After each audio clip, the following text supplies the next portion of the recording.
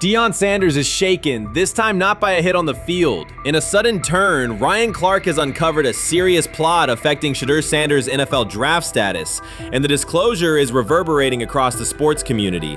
What once looked like a simple scheduling delay may actually be a calculated effort to undermine Deion's son. The facts suggest intentional sabotage, a breach of trust, and repercussions that could be far-reaching. This is no routine football headline. It is personal, and Coach Prime did not see it coming. The sports world loves to celebrate underdogs, yet it often takes even greater pleasure in tearing down rising stars. Deion Sanders is witnessing that cycle now, not from the sidelines as Coach Prime, but as a father. The lights in Boulder remain bright, the cameras keep rolling, and Sanders still wears his gold watches, sunglasses, and natural swagger. Still, behind that familiar smile is a man carrying deep pain as criticism aimed at his son mounts daily. How much of that is opening press conference saying, okay, we are family, saying that he was sent to do certain things? Do you feel like people got attached to that, or it just was the fact that prime time is at Jackson State? It's prime time. If my son plays cornerback, I want him to be around, in my opinion, the best cornerback ever to touch the field. That's right. If my son played DN, I'd have to talk to you and tell me who's coaching the DNs. That's but right. I was sending my son to play for prime. His pain does not come from critics or losses, but from watching his son, Shedeur Sanders, get pulled into a system where politics outweigh performance. By every metric, arm strength, accuracy, field vision, Shedeur belonged in the top 3 of any NFL mock draft. Defensive coordinators who tried to unsettle him know he never flinches. He owns the unteachable leadership trait that turns strong prospects into franchise cornerstones. Then the narrative shifted. Draft boards that once placed him 2nd or 3rd slid him to 5th, then 12th, and eventually out of the 1st round on some lists. Analysts grew cautious, executives became vague. The statistics stayed strong, and the game film still proved his ability, yet the buzz evaporated.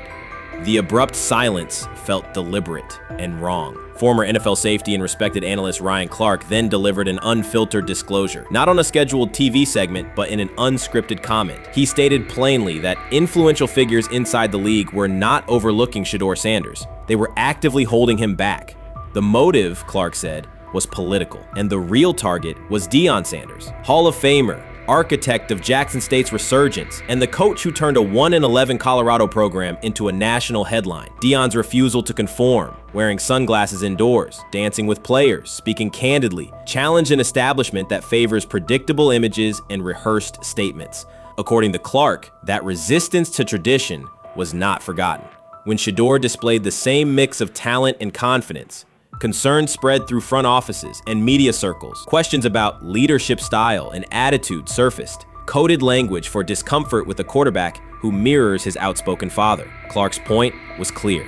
The issue is not Shedeur's performance. If he had posted identical numbers at Ohio State or Alabama, endorsements and media specials would follow. Instead, interest cooled, because the Sanders family embodies a self-made identity the league cannot easily manage. Their visible pride and independent brand challenge a system that prizes control. And that threat, not football ability, is what Clark believes is suppressing Shedeur's draft stock.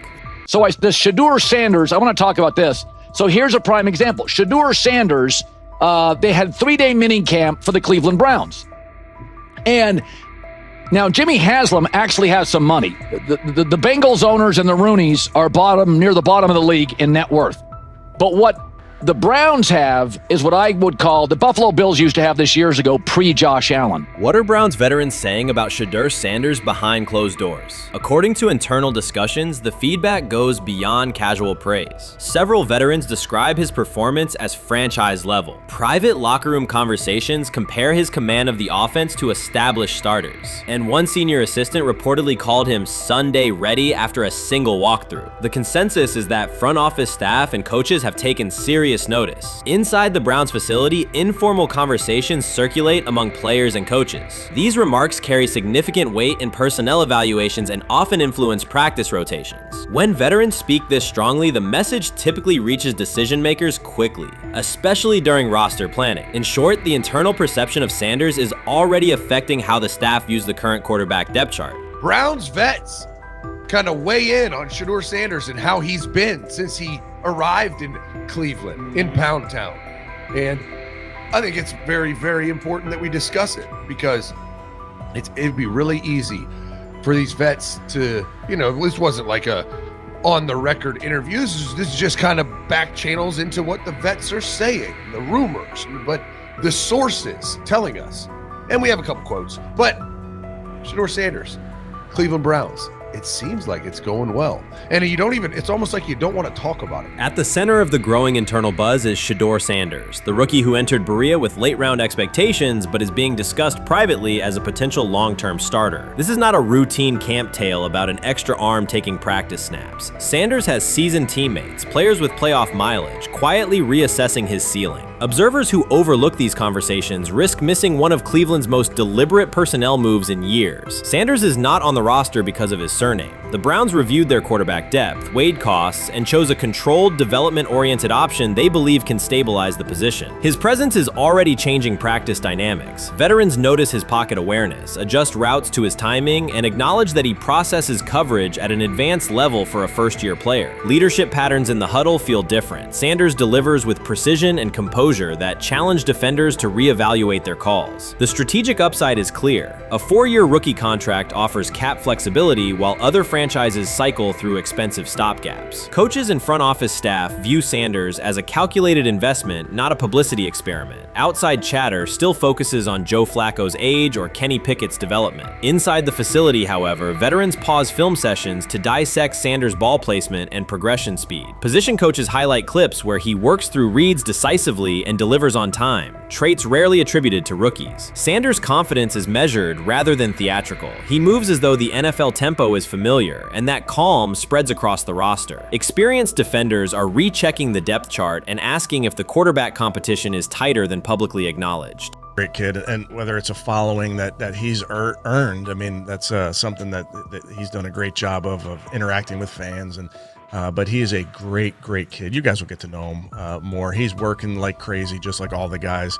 He's another young man. These rookies, my office is downstairs. As they got to walk by my office as they come in. They come in early.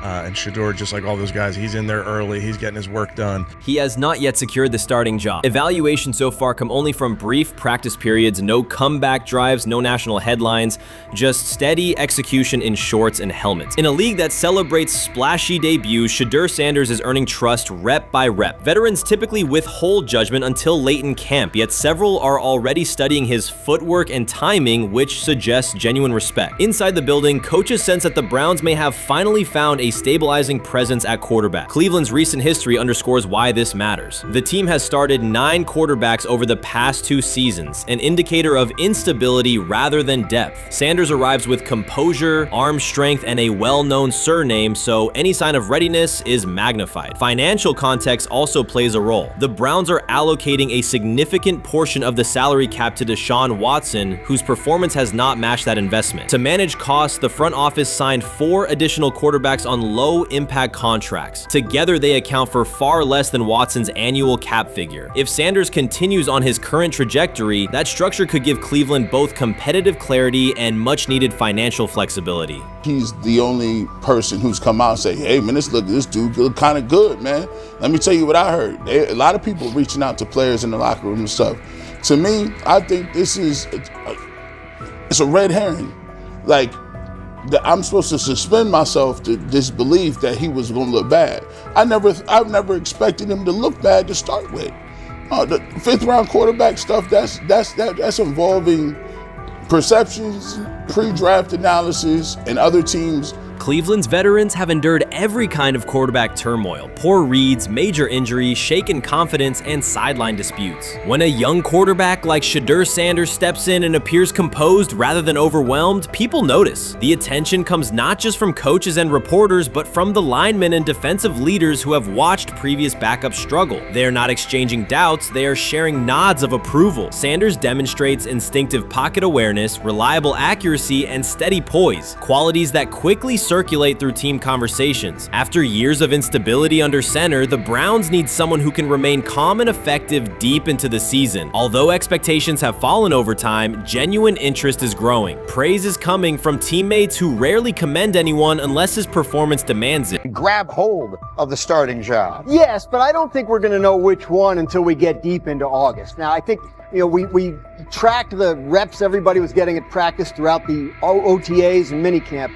But when you talk to people there, they just want to make sure everybody got what they needed. And that, Kenny Pickett, we find out if he has the goods to be the starter. Joe Flacco, they back him off a little bit. He's 40. He may not need as much. The rookies, Shedeur Sanders and Dillon Gabriel, what do they need to learn to make the transition from the college game to the pro game? That's what the spring was about for the Browns quarterbacks. Now, Shedeur Sanders has moved from social media celebrity to on-field standout, and ESPN now lists him among its first-team candidates. Reactions are split. Some fans are impressed while others are skeptical. Whether this reflects Deion Sanders' long-term strategy or simply Shedeur's rapid development, the story is drawing widespread attention. Here's a look at what led to this moment. They never planned on taking him. The problem is, like Ocho Cinco said, you got somebody that has endeared himself to the locker room.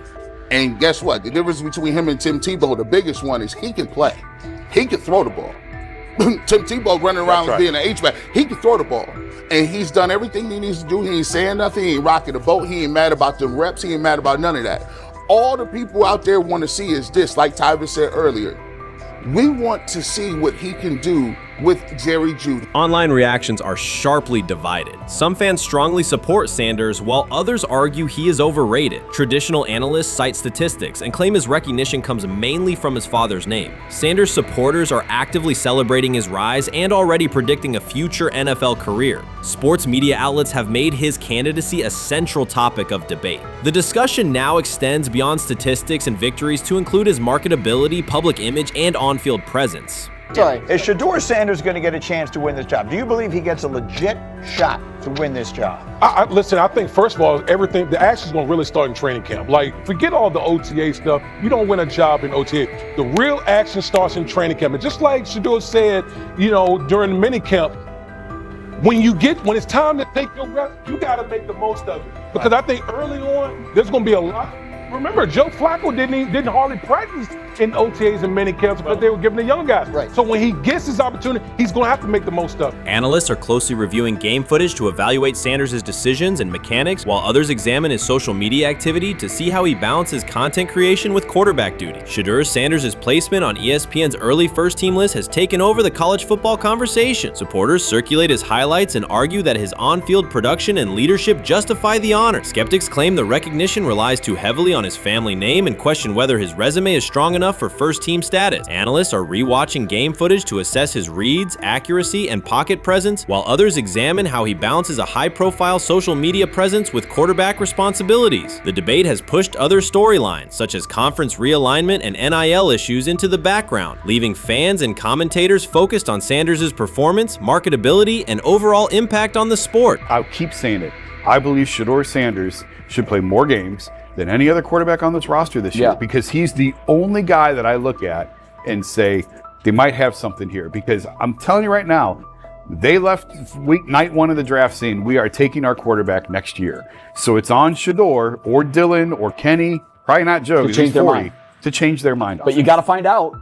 You got to find out. Opinions differ on whether Sanders is benefiting from his family name or simply showing real progress, but the attention is undeniable. Social media is flooded with edited images elevating him to legendary status. Critics argue the first-team nod is driven by hype and marketability, while supporters point to his flashes of strong arm talent, field vision, and decision-making. Regardless of motive, the announcement has dominated the football news cycle and intensified debate over how much of his rise is performance-based versus media-driven. Highlight reels rarely show Sanders' turnovers, late-game mistakes, or inconsistent stretches. Being named to a first-team watch list suggests sustained dominance, something Sanders has displayed only in flashes. His selection appears driven as much by brand recognition and media appeal as by performance. ESPN's decision has intensified debate. Data-driven critics post statistics that question his resume, while passionate supporters predict awards and future NFL success. Commentators recall a time when first-team consideration required years of proven excellence. Yet many fans already see the announcement as confirmation that Sanders is on track for major college football honors. Shedeur Sanders has earned first-team reps when training camp commences later in July. I'm not saying like he's the first guy up when you do 11 on 11s, day 1, 2, 3, 4, 5 at training camp. I'm not necessarily saying that. But he's the one quarterback that we didn't get a chance to see take reps with the ones. But I think Shedeur has a chance to make this conversation interesting if he gets those reps with the ones and he has the same success that he did with the 2s, the 3s, and the 4s. I have confidence he can show you something, but I got to see it. We all got to see it before we can actually judge that. Some believe Deion Sanders is already preparing for an award ceremony, while others are furious, threatening to protest ESPN's credibility over Shedeur's first-team mention. Critics argue that honoring Sanders without a full season of elite play undermines college football standards. Supporters insist his performance and profile justify the recognition. The debate reflects a broader clash between traditional merit-based evaluation and modern brand-driven visibility. In today's landscape, first-team consideration is no longer only about statistics. It also involves marketability and audience engagement. Whether welcomed or rejected, Sanders commands attention and embodies the sport's shift toward both performance and personal brand. When he led college football in completion percentage and he threw almost 40 touchdowns for over 4,000 yards, how tall was he? Because they make it seem like he shrunk all of a sudden, RC. Oh, how lively was his arm? Because all I know is somebody did that. Somebody threw for over 4,000 yards, somebody threw for almost 40 touchdowns, and somebody led college football in completion percentage. Now, I'm trying to figure out, what I try to figure out all the time, Mel, is how a guy that hadn't played football in almost 5 months. Shannon Sharpe has publicly defended Shedeur Sanders and criticized those questioning him. Sanders has earned higher recognition and some fans are responding negatively. Although there's debate about whether he belongs on a second-team list, Sharpe maintains that Sanders' career is clearly ascending. Reactions on social media are mixed. Some users are angry, others are surprised, and a few say they anticipated this result. The conversation remains active. When reports confirmed that Shedeur Sanders had been elevated from second team to near top tier status, Shannon Sharpe issued an emphatic response. He delivered a detailed rebuttal to critics, underscoring why Sanders deserved the promotion and directly challenging those who doubted the decision. I don't think that he was underprepared during these meetings. I don't believe any of these stories that he showed up arrogant and that he was bombing his interviews. I mean, you watch the film, he's on time, he's on point. You watch his interviews, he answers like a 10-year NFL veteran. Like, he's clearly dominating OTAs. It's every single day there's a new report of how well he's doing for the Browns in OTAs. And I mean, you can say what you want, it's just OTAs. Okay, if that's your new narrative, then he's doing exactly what he needs to be doing. He's on point, he's on time, he's getting the respect of his teammates, and he's making plays. So we're gonna see years down the line, something's gonna come out that I don't know what exactly it was, but something will come out. Critics have been waiting for an opportunity to dismiss Sanders. They labeled him overrated, accused him of benefiting from nepotism, and claimed his profile came only from his last name and polished image. Within their own echo chamber, they cited every game in which he fell short of huge passing numbers as validation of their doubts. Since Sanders has begun receiving formal recognition, criticism has escalated. A wave of self-appointed analysts is dissecting his throwing mechanics and team role, and many online commentators now argue that his promotion reflects deeper problems within the sport. Shannon Sharpe rejected each criticism directed at Shedeur Sanders. During the broadcast, he turned a routine segment into a detailed examination, acting as presenter, interrogator, and fact-checker. Sharpe walked viewers through game film, season statistics, and scouting reports to show why Sanders merited his recent promotion. Whenever a panelist claimed Sanders had not earned the role, Sharpe countered with completion percentages, efficiency ratings under pressure, and documented late-game drives that changed outcomes. He stressed that the backlash was driven less by on-field evidence and more by reluctance to revise earlier opinions. Sharpe argued that critics were upset not because Sanders lacked qualifications, but because his progress contradicted their initial narrative. By the end of the discussion, Sharpe had moved past simple defense and reframed Sanders as a clear example of performance-based advancement, demonstrating that early predictions can be wrong. Never heard of no Dylan Gabriel or Tyler Shock. What the hell is that? So how is Shedeur Sanders going behind them? I'll tell you how. Collusion. 4 different times they passed on him. How the hell does that happen? 4 rounds. It doesn't happen to a quarterback. We've never seen anything like this before. Shedeur Sanders with the watch. Shedeur Sanders with his bravado. Shedeur Sanders with this supposed arrogance or whatever. Shedeur Sanders' advancement did not happen by chance. While detractors questioned his resume online, he continued to prepare, attend every practice, and deliver accurate throws under pressure. The contrast between his output and the complaints directed at him has been stark. Some critics even argued the selection committee was, quote, biased toward performance, as if rewarding strong play were improper. Rumors quickly followed. Certain commentators speculated that a public relations push from the Sanders family must have influenced voters, suggesting everything from coordinated media strategies to alleged favors for coaches. None of these theories addresses the basic point. Sanders earned his promotion through consistent production, poise in the pocket, precise ball placement, and efficient decision-making. Shannon Sharpe highlighted these facts during his response. He noted that Sanders' performance performance metrics justify the recognition and emphasize that resistance to the move stems more from prior prejudice than from substantive evaluation. For Sharp, the goal was clear: present the data, challenge unfounded claims, and correct the narrative. The discussion, therefore, became a broader statement about acknowledging merit and abandoning outdated assumption. Colin Cowherd defend college basketball coaches who have gotten a DUI, come to their defense and say they didn't need to be fired, that they deserve a second chance. But Shedeur Sanders drives 40 miles over the speed limit, gets a one-on-one ticket, and Colin Cowherd comes on his show today and says he's out on Shedeur Sanders. He's seen enough. He can't support him anymore. He can't be in the Shedeur Sanders camp because of the speeding ticket. Shannon Sharpe addressed commentators who portray constant doubt as expertise. Those who discount strong performances with "we'll see," but declare bust after a single mistake. He noted their belief that progress only counts if an athlete visibly struggles. Sharpe's response was methodical rather than emotional. He presented evidence, cited statistics, and calmly refuted each claim. Following his remarks, several critics began revising or deleting earlier posts, recasting themselves as longtime supporters of Shedeur Sanders despite having questioned him for months. Sharpe insists on accountability, naming specific individuals and dates while requesting public acknowledgement of prior errors. He argues that analysts cannot spend months undermining a player's potential and then quietly adopt a supportive stance once the athlete succeeds. These are serious, big-time, top-of-the-line playmakers that they have. If you can go 45 to 42 in the fourth quarter because your quarterback set the school record with 510 yards passing. He was flawless. Shedeur is big time. I didn't know for sure, will it translate to the next level of competition?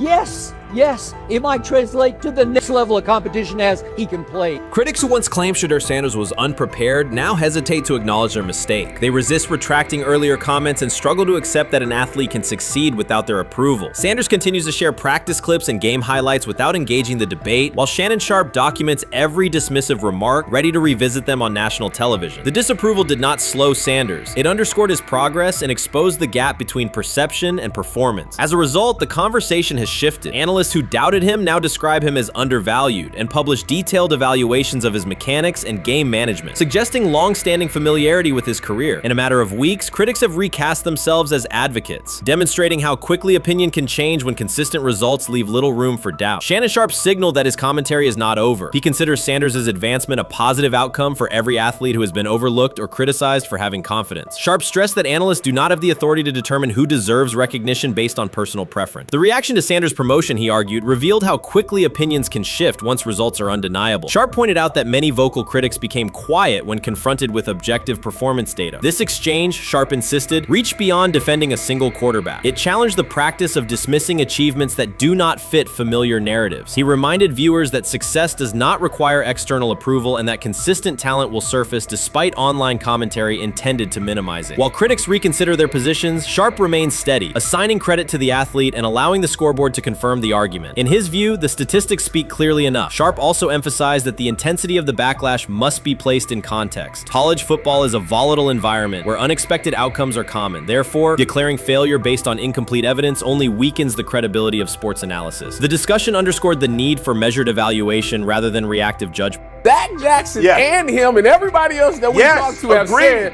that Shedeur looks good. He looks really good. He looks better. And we got Zach that say Dillon Gabriel ain't even an NFL quarterback. It's true. So how is it that this man can't get a rep with the ones, but that non-NFL quarterback can? We all what agree with sense that. does that make? Some observers now claim that recognizing Shedeur Sanders' strong performance undermines football's traditional standards, even though they previously argued he received coverage only because of his father. Faced with Sanders' current statistics, those critics are searching for explanations that fit their earlier narrative. The data have always been clear. Their earlier objections ignored that fact. Shannon Sharpe is openly highlighting this reversal, comparing past negative remarks with Sanders' recent 400-yard games to demonstrate the gap between criticism and evidence. Sharpe did not force these commentators to backtrack. He simply displayed their earlier claims alongside Sanders' results, allowing the contrast to speak for itself.